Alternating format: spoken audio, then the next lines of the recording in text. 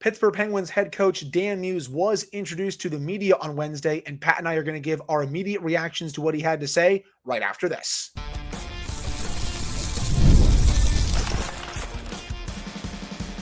You're Locked On Penguins, your daily podcast on the Pittsburgh Penguins, part of the Locked On Podcast Network, your team every day.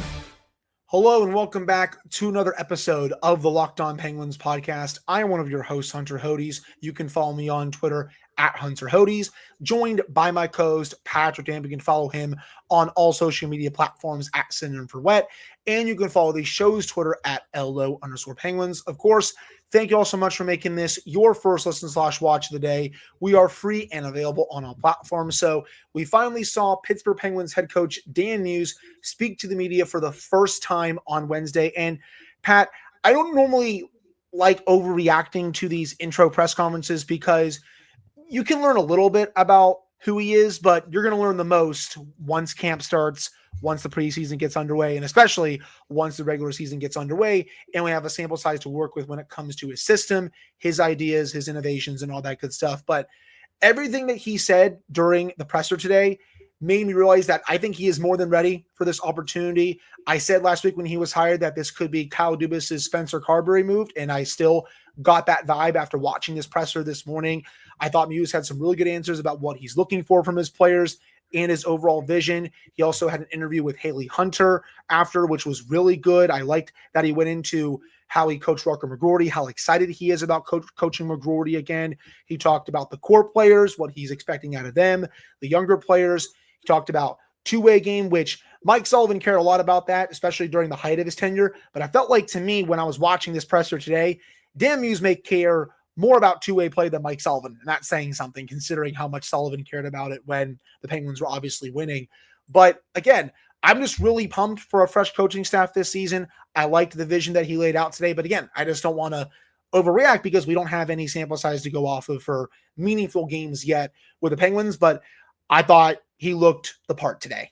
It's a good start. It's a very good start in my estimation. And like you said, you don't want to overreact to an opening press conference because it doesn't really mean anything. You can say all the right things. It's a matter of what you do once you start the job.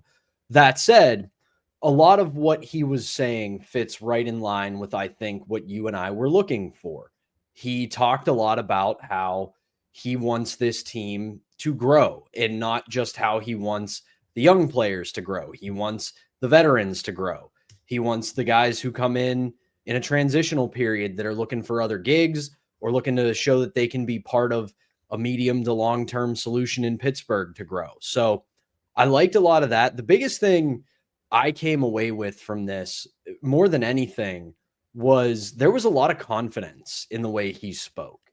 And that does carry some weight because you think about the organization he's coming in to coach. This isn't a team that, at least not in recent memory, just runs through head coaches. This isn't an organization that isn't known for stability. This is an organization that has been overwhelmingly stable for about 25 years now. So you can't come in and mealy-mouth your way around it. He spoke with a lot of confidence. He spoke with a lot of clarity. And at the end of the day, I think listening to what he had to say and the way he framed a lot of things, I'm getting more and more impressed with this hire by Kyle Dubas. And I know that you sent this to me, Hunter, so I don't want to steal your thunder on it. Kyle Dubas did say something about the hiring of Dan Muse that was also extremely encouraging. I did like this quote, and I'll read it to everyone here. Kyle Dubas said, "I thought it would be a disservice to myself to just hire someone I know without going through the full process." Basically what that means, people, I don't want to hire someone I know and then I'm buddy-buddy with just for the sake of it. And hey, a lot of executives fall into that trap. You and I were coming onto this show throughout the process when not Dan Muse, obviously, when DJ Smith was really in there, and we were kind of like, hey, we don't want you just hiring your buddy for the sake of it just because you know him going back to your time in Toronto. But again, this has been a problem with executives all over the AHL. They love hiring their buddies, and even when a better candidate is out there, it just doesn't matter. So I really liked that Kyle Dubas made that point during the press conference today. And there was one more quote from Dan Muse that I actually really liked as well. This is the big kicker for me. He said, "There is a period of transition here, but my approach is going to be working throughout the entire summer. I believe we have to work on both sides of the puck, and we will. We have to play with detail. That is the foundation to success." I loved those last two sentences because I felt like the Penguins weren't playing with any detail these last couple of seasons. It felt like they had gone too stagnant, too stale. They weren't doing the little things right. And I think Dan Muse can really install that back into the Penguins with the tweaks that he wants to make to their game and all that stuff. So that to me, I think was the big money quote. And I really like that Dan Muse said that.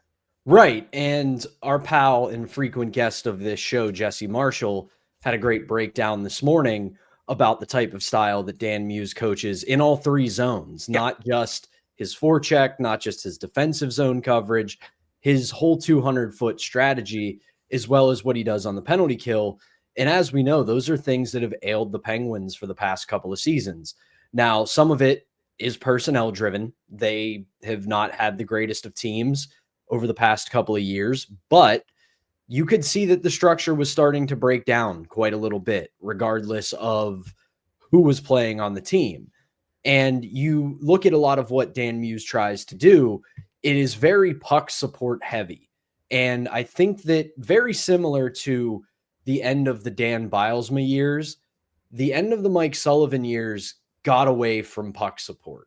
And it's going to be a big thing to see. So that, to me, when you talk about Muse's, the way he says he wants this team to pay attention to the details, to implement the kind of system that he wants to implement, or we assume he's going to want to implement, because this could all change at the NHL level, there's going to be a lot of need for attention to detail when it comes to a puck support system, because if one thing goes wrong in a system like that, it can spell disaster.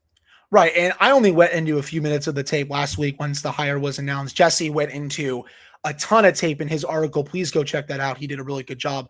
But it kind of confirmed what I saw, Pat, even though it was only for a few minutes. Puck support and puck pressure. Those are the two big pillars of his system.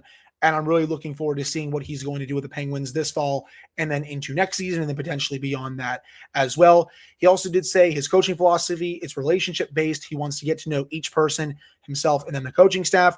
And one more thing, Penguins video coach Madison Nickel is returning next season. Very good news for that. Madison Nickel, one of the best in the business in terms of video coaches. Mr. I will take your goals away when it comes to offside challenges. He is so good in that department, Pat. So I did want to shout out that to end this first segment. Really good that he's coming back on the staff.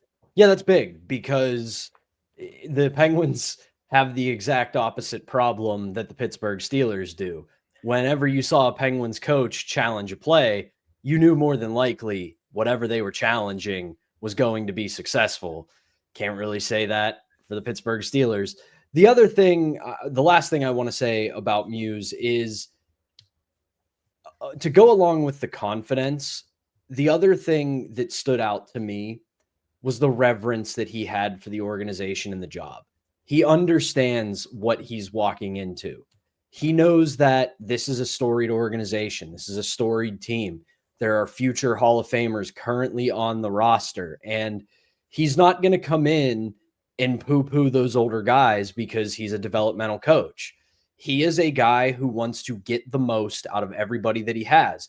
And I know a bunch of people are probably shaking their heads at me saying that, but it would be really easy with where this Penguins team is. And there have been some pundits who have suggested this, and I think they need to go give their head a soak, that this was a hire made to force out the veterans. Well, you listen to the way he talked today, he has absolutely no intention of alienating those guys.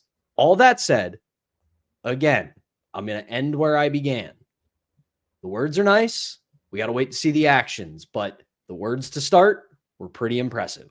I agree. Again, I'm just really looking forward to seeing what changes he makes during camp, preseason, and obviously during regular season games. But it was a good start. I liked everything that I heard today during the press conference, and we have to see what else he does to help the team over the offseason, then, of course, into the regular season once he gets to start coaching actual games that mean something for this team. But that'll do it for this first segment. Coming up in the second segment, Is there going to be another ownership change with the Pittsburgh Penguins? Pat and I are going to discuss that right after this. Looking for a snack that's both delicious and nutritious? Crack into a good source of protein with Wonderful Pistachios. Wonderful Pistachios is one of the highest protein nuts. Each 1 ounce serving has 6 grams of protein, giving you over 10% of your daily value. Plus, these nuts are packed with fiber and better for your unsaturated fats to help you keep you feeling fuller longer. Personally, I love the no shells variety. It's the perfect grab and go snack for busy days. Whether I'm snacking at my desk, on a road trip, or just need a quick protein boost, they are always my go-to. And if you love cracking open every shell for that satisfying crunch, the in-shell options are a classic favorite. Get snackin' and get crackin' with the snack that packs a protein punch. Visit wonderfulpistachios.com to learn more. All right, we're back here on this episode of the Locked On Penguins podcast. I'm one of your hosts, Hunter Hodes, joined by my co-host, Patrick Damp. And Pat, you and I were going over our notes right as Pierre LeBrun dropped this absolute bomb on Twitter where he tweeted, hearing from sources that the group of Ron Burkle, Mario Lemieux, and David Morehouse are investigating the possibility of buying back the Pittsburgh Penguins from Fenway Sports Group. Remember, people, Lemieux and company, they sold the Penguins to FSG in 2021. We also have known for a while now that FSG has been looking to sell a partial share. And that's where the tweet kind of confuses me, man. Like, Mario Lemieux is already a minority owner of the team. He kept a small stake in the team when he sold the majority share to FSG. So are he, Burkle, and Morehouse trying to buy back the majority share while FSG goes to the side? Are they just trying to buy back that partial share that's for sale while FSG still maintains the majority stakes of the team? It's just kind of worded weirdly. We still really don't know. I will say this, though, man. It would be nice having Mario Lemieux back just because he hasn't been around that much these last few years since selling the majority share of the team to FSG. And I will also say this about FSG. I think that ownership group takes a little bit too much crap from some fans in the fan base. They gave Kyle Dubas a pretty big contract. The Penguins still spend up to the salary cap literally every year. This ownership group has a ton of money. They give Kyle Dubas every resource available to hire the best front office. They gave Mike Sullivan a crap ton of money as owners. Again, you can say what you want about that extension, but they still cared about this team. I feel like just some fans, they take it a little too far when it comes to FSG. But Pat, your thoughts about this move, and would it be good for this old ownership group to come back for A, majority share of the team, or B, that partial share that's for sale? I'm debating in my head how I want to say this because I know I'm gonna upset some people when I say this, but I don't want it. I don't. And I will kind of couch this a little bit. If they want to have like a majority minority kind of deal where it's still FSG, but the Lemieux group is also a large part of it, I do think that could work because you would have a ton of money and resource available between the two, and that could really go a long way. But I don't know if I want the Lemieux group to take over again, because here's the thing. They have forever a place in our hearts for everything that they have done since they took over way back when. They secured the new arena. They kept the team in Pittsburgh. They brought 3 Stanley Cups in that era, taking the total up to 5. They did a lot of really good work modernizing the franchise and everything else, but we can't forget about the last couple years of their ownership. When Jim Rutherford resigned, they fumbled the bag pretty hard on a very crucial hire. And we have gone over and over about how bad the Ron Hextall 1.5 year experiment was. That's how much damage he did in 1.5 years. And they hired a manager that could only do half of what they kind of wanted him to do. They wanted him to tear the thing down and start over, but they never really gave him a coherent direction. And a lot of it, if you believe some of the reporting, which I am inclined to do, was that there was a lot of power play between each other in the background, not including Lemieux. Lemieux was just kind of like, I'm the figurehead. I'll help out when I need to. But between a lot of the people at the top, there was a lot of backstabbing and power plays and knifing going on. And while I'm not in love with Fenway Sports Group, I think they're fine. They're a pretty bog standard ownership group in the sports world. They're totally fine. Like, again, I think some Penguins fans just hate them for the sake of hating them. Again, they've spent quite a bit of money on this organization. Again, they gave Kyle Dubas the keys to run this whole thing. They stay out of his way, and rightfully so. They don't really intervene with that stuff. They gave Mike Sullivan that big contract. You want to crap on them for that? Okay, whatever. They still gave him all that money. The Penguins still spend up to the salary cap every single year that they are owners. Like, I think there's some of the criticism of them is just a little bit misguided to me. And here's the thing that I'll say about that. Going back to my original point, if this turns into a thing where, FSG has the like 52% and the Lemieux group has like 48%, or however you would want to break that down, I think that would work pretty well, because you have the ownership group that stabilized the franchise, that went through everything that they did, has ties to the community, and can do a lot more with community building and economic building in the city. That would work well. And then you have the big rich benefactor up at the top that is going to help with your influx of capital. But again, they always have a place in my heart for saving the team, keeping them here, getting PPG Paints Arena secured and built. But the way they ended it before they sold off to Fenway, to kind of get on what you were saying about how unfair some fans are to FSG. Yeah, they're not the legend. They're not Mario Lemieux. Even I was kind of sad and annoyed back in 21 when they sold to Fenway, because they're a Boston group. They're not a Pittsburgh group. And they had the greatest player in franchise history own the team for the majority of my life. So it was definitely weird. But at the end of the day, they did such a poor job at such a crucial moment in the team's history that I have a little bit of side eye for them. I do think that is a bit fair. And to your point about FSG, I would always see this take out there, social media, Reddit, all these other places. Oh, they're absentee owners. They're never around. They would have someone at games fairly often. They still do. They always have someone there watching games. It's just that they hired Kyle Dubas to run the show. He's the GM and the president, and that's what he's doing. They're giving him the resources to try and succeed while kind of staying out of his way. But again, they're still around. So I again wanted to make that point. I do get what you're saying, though. They fumbled the bag with that 100%. But to me, having Mario around would just be great once again. And yeah, I get it. He's been retired for a while. He sells off the majority share. He goes and does the things that he wants to do. He's won 5 Stanley Cups, 2 as a player, 3 as an owner. But it would still be so awesome having him around so much more, considering everything he has done for this organization, both on and off the ice. And I don't know, like some weird part about me, I don't know, this might be a weird take, but some part about me, it just feels like the Penguins haven't totally been the same since he just totally sold the big stake of the team and just became a minority owner. Again, I'm not trying to crap on FSG here. I just literally defended them a little bit, but still, part of the Penguins to me just hasn't felt the same since he kind of left, just because he's not really around that much anymore. So I would love to see him come back around again. And also, Jaromir Jagr is in Pittsburgh today. And I tweeted this. I'll say this again here. If he somehow helps Mario Lemieux buy back a big portion of the team, I think the city might explode. But in all seriousness, Taylor Haas did report exclusively that Jagr met with Kyle Dubas and scouts today at the arena. That's one of the reasons why he was there. It looks like the main reason why he is there. Really cool that he's back. But I had to make that point about him and Mario. Yeah, and that comes back to the thing we've talked about, how there's been a ton of reports that Jagr likely will be more involved with the franchise in the near future.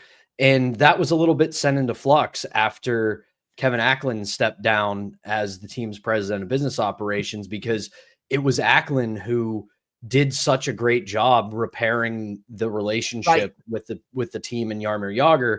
But the thing that I would like to see, if nothing else, I've been on record as saying this before, is you don't need him to be some sort of official hockey operations kind of scout or whatever. If you make him a team ambassador, especially over in Czechia, that's a huge asset to have because he is still a massive legend over there.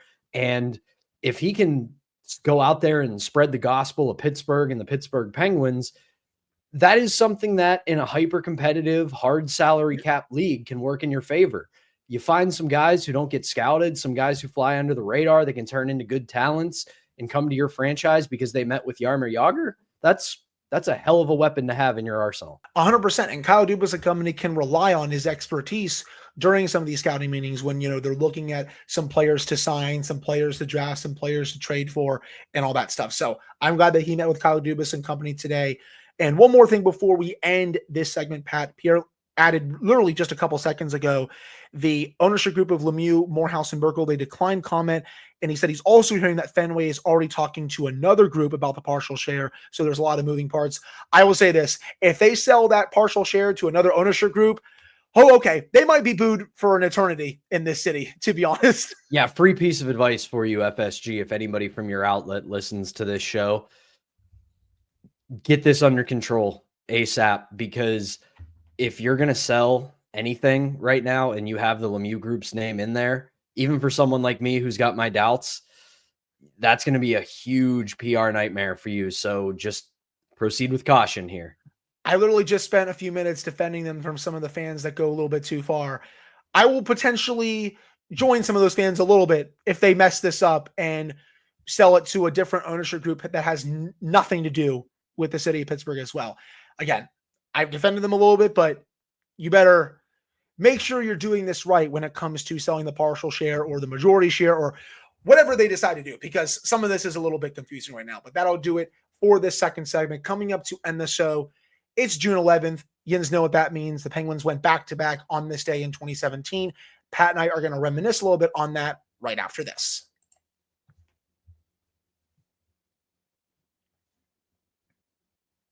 All right, we're back here on this episode of the Locked On Penguins podcast. I'm one of your hosts, Hunter Hodes, joined by my co-host, Pat Jamp. And Pat, happy June 11th day, my friend. On this day, the Penguins went back-to-back in 2017, defeating the Nashville Predators in 6 games. And that entire run was so much fun. I still think the 2016 run for me, of the 3 that I've been alive to watch, is probably the most fun. But 2017 is right up there as well. Seeing them go win that Stanley Cup without their best defenseman, and a little bit of a makeshift defensive group, if I'm being completely honest, without Letang in there. Seeing Matt Murray and Marc-Andre Fleury do their thing, seeing Evgeny Malkin and Sidney Crosby really up their game when it matters most. It was everything I wanted in a Stanley Cup run and so much more. That first round series against Columbus, the Blue Jackets played them fairly well, but the Penguins, they made Bob turn into a pumpkin in that series, and Marc-Andre Fleury stood on his head. That series against Washington, I'll say this. That Caps team on paper was probably better, but they were never going to beat the Penguins in a winner-take-all Game 7 in DC that year. Yeah, it was looking a bit dicey after Game 6, but I still felt confident going into Game 7 of that second round. I'm like, yeah, you can beat us in Pittsburgh, but are you going to beat the Penguins at home with everything on the line, on all that pressure under you now that you tied back up the series? I had my doubts, and I'm glad that Marc-Andre Fleury delivered a game for the ages. So many great saves. Obviously, the big one on Ovechkin lunging his stick out, incredible. The series against the Senators, it was a little bit tougher than I thought it was going to be, but just because the Senators played such a different style. But man, the Senators really made them earn that. Erik Karlsson, that's probably the best I've seen him play. To be honest, he was the Senators' best player on one leg that run. And the Penguins, again, when Matt Murray was needed, he was fantastic in that series. The depth players really stepped up. Crosby and Malkin were once again great. Justin Schultz, I felt like, had a great series against Ottawa. He had a great playoff run, to be honest. And then that series against Nashville, you go up 2-0 one of those games. You score your first goal on their first shot in over 30 minutes. Just crazy. The legend of Jake Gensel continued to grow. And then it had to be Patrick Hornquist, of all people, ending it in Nashville against his former team in Game 6. What a goal. And then Hagelin to end it with the empty netter. Puts the hand up to his ear. Sullivan has to back away because the sticks are flying up and all that. Just what an amazing run to the Stanley Cup that was for that team. It was so much fun. And one of my biggest takeaways from that run more than anything was for 2 of the 4 series that they played in, being the Columbus series and then the final against Nashville, they played against 2 surefire future Hall of Famers in Bobrovsky and Pecorine. And they made them both look absolutely human in both of those series.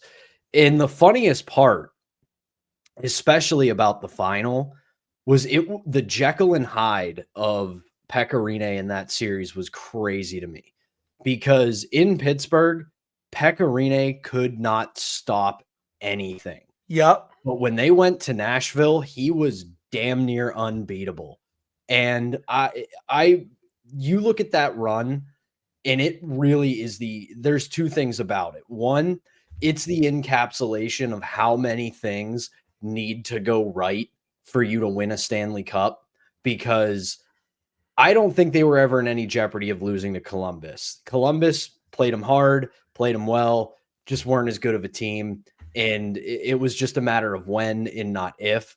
But the rest of the run, like you said, that Caps team was a juggernaut. And they probably didn't have any business beating them, and they find a way. Ottawa, they were one of the only teams in that run of both years that really had the ability to lock the Penguins down. Yeah. You look at the rest of those series throughout 16 and 17, most of the close ones was just all counterpunching. You think of the Tampa Bay series in the 2016 Eastern Conference Final, that was just 2 highly skilled, fast teams just trading punches back and forth. I still would be curious to see for that series if Ben Bishop had stayed healthy and Stamkos was fully healthy as well, how that series would have went. Because again, Penguins deserve to win that series. It would have been really cool though, Pat, seeing how that series would have gone if Stamkos and Bishop were healthy. It would have been, I think, even more of a banger than it already was. And then you watch Ottawa in that Eastern Conference Final. They frustrated the Penguins for 6 of the 7 games. They really did a good job locking the Penguins down. Penguins win game 2, 1-0 because of a late, and I mean late, Phil Kessel goal. I was in the building for that game, and I probably got some hearing damage thanks to it. But then now that we started the show talking about the current coach, we got to talk about the former coach. If and when Mike Sullivan gets inducted to the Hockey Hall of Fame, the 2017 season and playoff is why he's going to get in, not just because he won a Stanley Cup, because it was a coaching masterclass from him. The way he utilized his team, the way he motivated his team, and the way he was able to get a beat up, tired team to a consecutive Stanley Cup victory. It was beautiful from Mike Sullivan. And I think the way he adjusted, especially in that series against Ottawa, when the Sens were really frustrated them through, especially those first 3 games of that series, Pat. Like the Senators were up 2-1 through 3 games, and I was kind of like, oh, like game 4's in Ottawa, chance they could go down 3-1. And the adjustments they made in game 4 to tie up that series, bring it back to Pittsburgh, blow them out in game 5. And yeah, I know they lost game 6, really tight game, but just the way that he was able to adjust throughout that run, especially against the Senators, that was a masterclass for me. I think that's, when you look at his tenure, I think I would agree with you. That's probably the best coaching job he did. 16 was also really good, again, that he turned that team into a juggernaut, but in terms of coaching adjustments and everything else, 17, I think was a little bit more bread and butter, in my opinion. But it was so good. And the biggest thing for me about this is it solidified the legacy of this era of Penguins hockey, because we kind of forget now, with everything else going on and with the 2 Stanley Cups in 16 and 17, it's a very real world where this group of Penguins severely underachieve, because this was supposed to be a modern day dynasty when they all got going, when they all showed up on the scene and made the playoffs in 2007. And the fact that they win in 2009 and have a lot of disappointment between then and 16, and then they're able to get 2 more and really solidify that they did everything they could and that they should have done in the expectation. It was just the sweetest cherry on top for this group of players. Just an amazing run. I still wish the next year after an 18, I still wish they would have beaten that Caps team and had a shot at Tampa. It's funny. You look at 17 and 18, Pat. The Capitals had the better roster in 17. Penguins won that series, at least in my opinion. I felt the Capitals were a little bit deeper than the Penguins, and they had a better season. But the Penguins, again, they found a way to win that series because the Penguins were the Caps' boogeyman forever. 2018, that Caps team wasn't nearly as good. I thought the Penguins had a better team. Caps found a way to win that series. Yeah, the Penguins were gassed a little bit, but we still have to give credit to the Capitals. They played a really good series. And I think that series changed for the worse in Game 5 when Chris Letang, and again, we love him on the show, he did not have a good third period in Game 5. And again, that's where I'll kind of leave it for this one. It's kind of a little bit of poetic justice. Penguins, they beat the Caps in 17, even though they were probably outplayed for most of that series. 2018, I thought the Penguins, they were mostly the better team, but the Caps, they found a way to win that series as well for that one. But that'll do it for this episode of the Locked On Penguins podcast.